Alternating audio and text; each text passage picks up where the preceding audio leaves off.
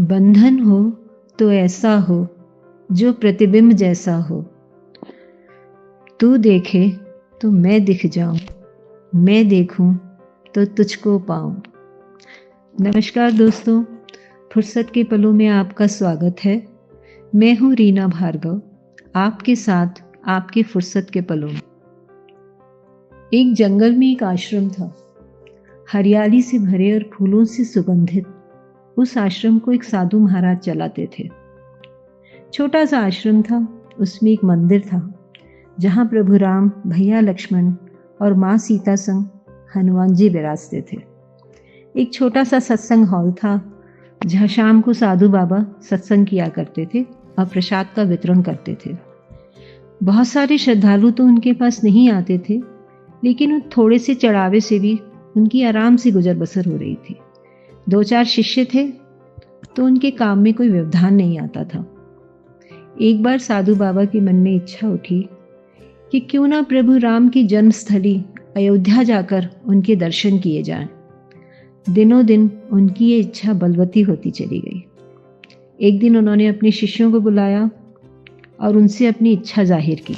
समस्या बस एक ही थी कि पीछे से आश्रम की देखभाल और सुचारू रूप से व्यवस्था कौन करेगा। उन्होंने अपने एक शिष्य को ये जिम्मेदारी सौंपी जिसे आए हुए सिर्फ 1 साल ही हुआ था। वो बोला, मैं गुरुजी इसकी व्यवस्था कैसे कर पाऊंगा, मुझे तो अभी कुछ आता भी नहीं है। साधु बाबा बोले, इसमें क्या मुश्किल है, तुम सब कुछ वैसे ही करना जैसे मैं करता था।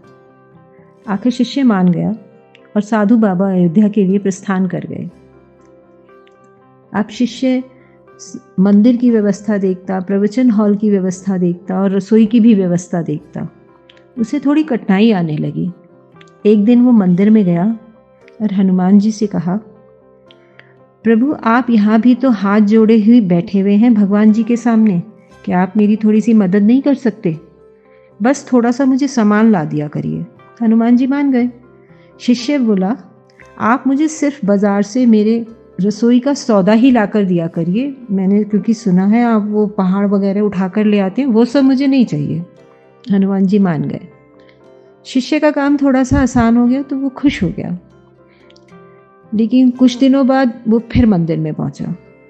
सर झुकाकर बोला, भैया लक्ष्मण आपसे एक विनती है, अगर आप सत्संग हॉल में अपने प्रवचन मधुर स्वर में सुनाएंगे तो लोगों को अपार खुशी मिलेगी। लक्ष्मण भी मान गए। अब मीठे वचनों में लक्ष्मण जी का प्रवचन सुनकर दूर दूर से श्रद्धालु आने लगे, तो वहाँ प्रसाद की समस्या उत्पन्न होने लगी। शिष्य फिर मंदिर में पहुंचा। माँ सीता बोली, ठीक है, मैं रसोई संभाल लूंगी। मीठे स्वरों में लक्ष्मण जी का प्रवचन और रसोई से उठती मीठे मीठे पकवानों की सुगंध दूर दूर से श्रद्धालुओं को खींचने लगी।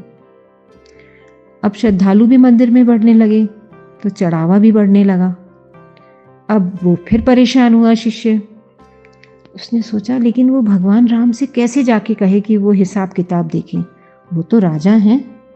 उसने सोचा, लेकिन वो राजा थे तो वो तो संभाल सकते हैं। फिर भी वो हिम्मत करके मंदिर में पहुंच गया।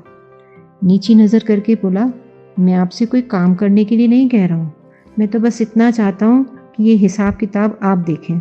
और वो बही खाते प्रभु राम के सामने रखकर वहाँ से चला गया।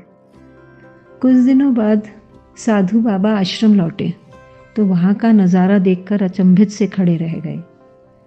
श्रद्धालुओं से भरा आश्रम, सुगंधित पकवानों की फैलती चारों तरफ महक, और उनकी सहायता करते हनुमान जी, भैया लक्ष्मण और स्वयं प्रभु राम।